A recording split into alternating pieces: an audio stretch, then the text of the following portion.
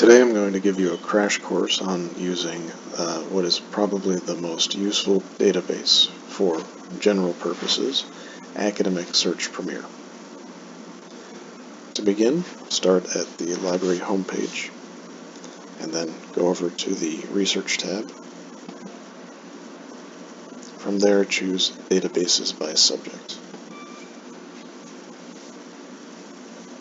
Academic Search Premier is the first one under General Databases and one of the most popular databases in use. The kinds of resources in this database are magazine articles, newspaper articles, and academic journal articles. If you're looking for books, you'll have to go to a different database. So, before we begin, let me direct you to some of the more useful search features here on the main search page. So we scroll down and we find the first one. Limit your results to only full text. This will make sure that everything that shows up in your search is linked to a real full copy of the article and not just a record that the article exists. It's very frustrating to find something that looks promising but there's no article there when you go to read it. The next checkbox that you might want to employ is scholarly peer-reviewed journals. If we check this, the only thing that will show up will be academic journal articles. If we leave it unchecked, you'll get a search results with journal articles and magazine and newspaper articles. Obviously, you can narrow your search in a lot of other ways, but that is all we're going to focus on for right now. So, we put in our search term.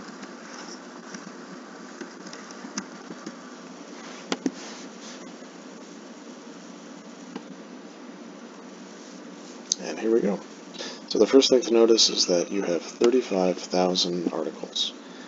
One of the main goals of any research process in the modern era is to narrow the amount of material that you find, because you will almost always find too much and very rarely find too little. So we're going to try and refine our search down to hopefully just 100 resources instead of 35,000. And to do that, we go over to Refine Results. We've already refined down to only full text articles, but let me show you some of the other options available. There's full text.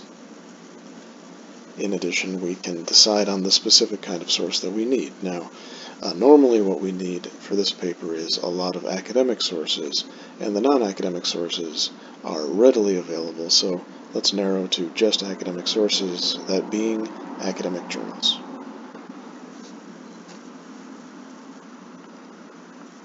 Alright, that brings it down to 11,000, still too many.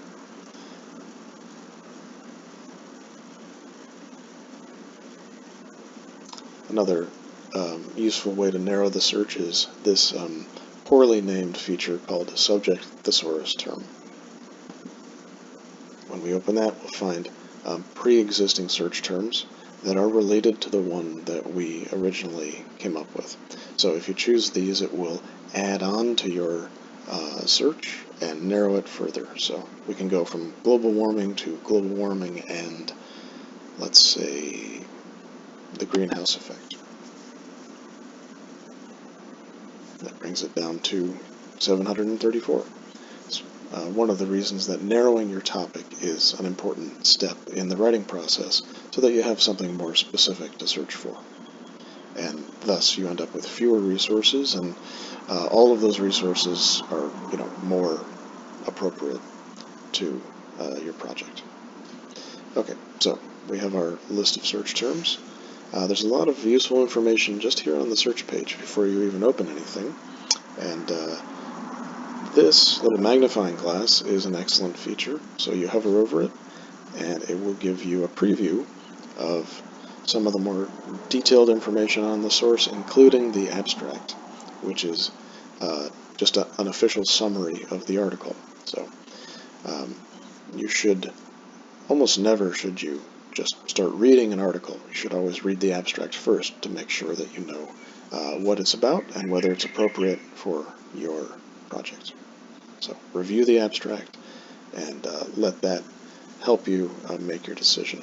It's also good to look at the number of pages. This one's 21 pages. Most of your academic journal articles will be about that length, but it can give you a sense for exactly what you're working with before you start reading it. So let's click on one of these and see exactly what's in each of these bibliographic records. You have a copy of the article that you can download, in fact, or you can just open it up and read it. And notice all the hyperlinks. So you can click on these to get a list of everything published by this author or published in this journal.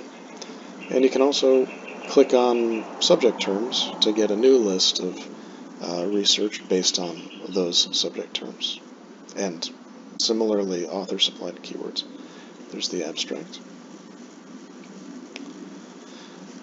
So with all of those resources at your disposal, you should do a lot of what I call pre-research.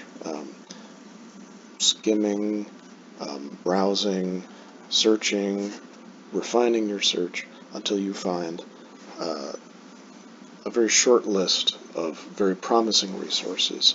And then, only then, should you open any of them up and actually try to read them page by page. One final thing that you'll find useful, this Cite button. So if we click on that, we get a properly formatted citation in a lot of different styles, and of course what we want is MLA. So copy that, paste it into your Works Cited page, and your citation is done as kind of a bonus. So that's a very useful feature of a lot of databases, including Academic Search Premier.